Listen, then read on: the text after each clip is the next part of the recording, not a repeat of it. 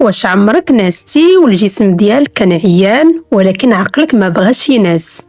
كتفكر في واحد الموقف وقع ليك قبل عامين، في كلام قلتيه، كلام ما قلتيش وكنتي بغيتي تقوله، في حاجة يمكن توقع غدا أولا يمكن ما توقعش أصلا، وكتبقى داير نفس الدورات في مخك ساعة جوج وأحيانا أيام.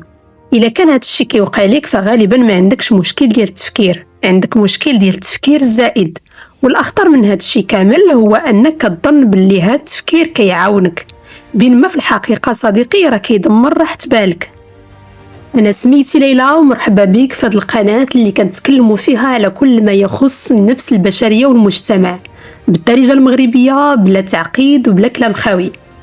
بزاف ديال الناس كيشوفوا التفكير الزائد كعلامة ديال الذكاء، كيقولوا أنا غير كنحلل الأمور بزاف، أنا غير حريص، أنا غير كنفكر قبل ما نتصرف. ولكن كاين فرق كبير ما بين التفكير الصحي والتفكير المرضي. التفكير الصحي كيوصلك القرار، أما التفكير الزائد كيخليك واقف في بلاصتك.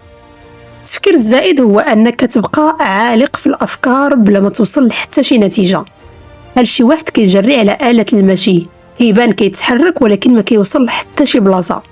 كتبقى تسول واش هاد الشي اللي كنديرو صحيح، واش خاصني نقول هاد الشي، واش ندمت، واش غادي يوقع لي شي مشكل، شنو غادي يقولوا عليا الناس. وكل سؤال كيولد سؤال آخر، حتى كتلقى راسك غارق في دوامة ما عندها لا بداية ولا نهاية.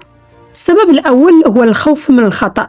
أغلب الناس اللي كيعانيوا من التفكير الزائد ماشي حيت كيبغيو يفكروا، ولكن حيت كيخافوا يغلطوا، كيبغيو القرار المثالي، الكلمة المثالية، التصرف المثالي. ولكن الحقيقة الكمال ما كاينش صديقي، وكل ما حاولتي تهرب من الخطأ كل ما بقيتي محبوس في التفكير. السبب الثاني هو الخوف من حكم الناس. بزاف ديال التفكير الزائد مرتبط بالناس، شنو غادي يقولوا عليا، غادي يحقروني، واش غلط، وكأن عقلك كيدير محاكمة مستمرة. والمشكل هو أن أغلب الناس أصلا مشغولين بحياتهم أكثر منك. السبب الثالث محاولة السيطرة على المستقبل. العقل كيبغي الأمان وكيظن أنه إلا فكر بزاف غادي يتحكم في المستقبل، ولكن المستقبل مستحيل تتحكم فيه كامل. لهذا كيبقى العقل كيدور في حلقة مفرغة.